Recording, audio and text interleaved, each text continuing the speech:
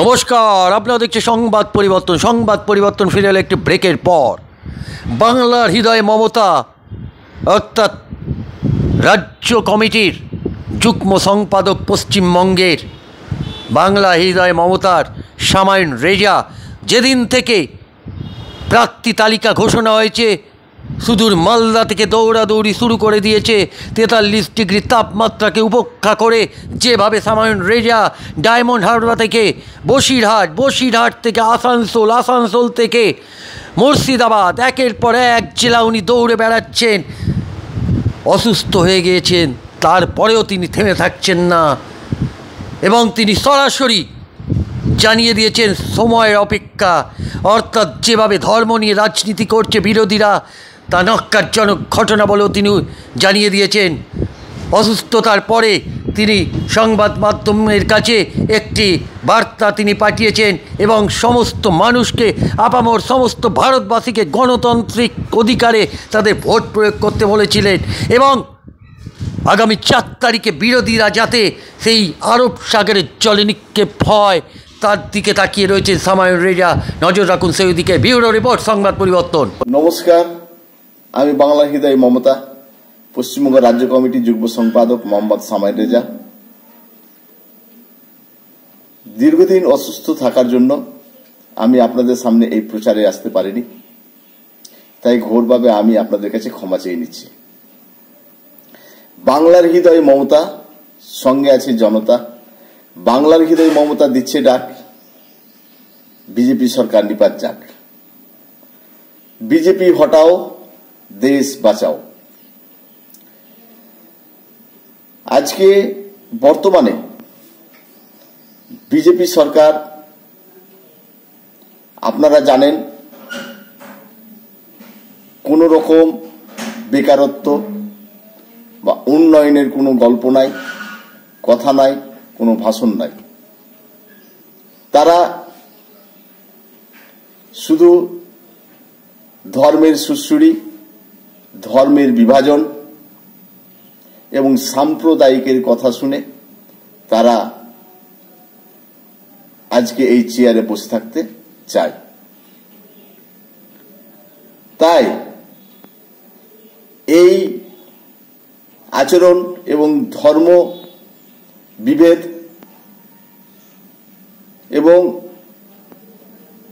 সাম্প্রদায়িক এই বাংলার মানুষ পছন্দ করে না। কারণ এই বাংলায় শান্তি, ধর্মনিরপেক্ষ এই সমস্তটা এবং বাংলার সংস্কৃতি, শান্তিপ্রিয় মানুষ তারা এইভাবে অভ্যস্ত।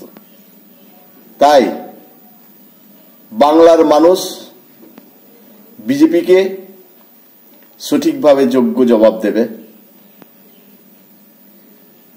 এই দামোদর নরেন্দ্র মোদী আজকে ক্ষমতা লোভে তারা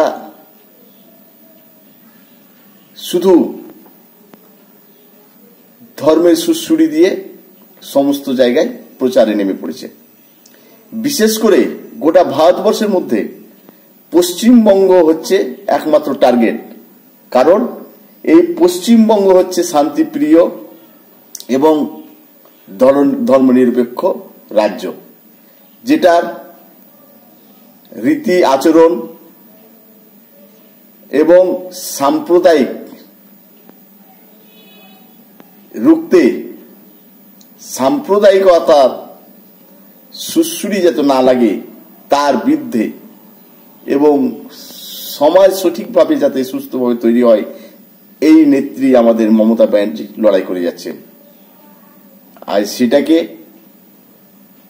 আজকে ভারতবর্ষের নরেন্দ্র মোদী, দামোদর মোদী, তিনি এই বাংলার নীতি আচরণকে ধ্বংস করার জন্য বাংলায় উঠে পড়ে লেগেছেন। তাই আমাদের স্লোগান, বিজেপি হটাও, দেশ বাঁচাও।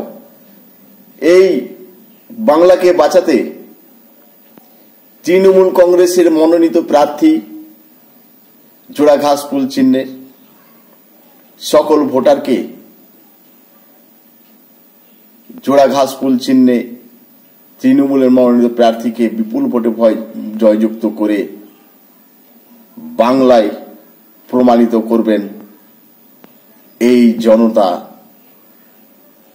বাংলার হৃদয়ে মমতা থেকে হয়ে যাবে ভারতের হৃদয়ে মমতা, এটা আশা কামনা করছি আপনাদের সকল ভোটারদের কাছে।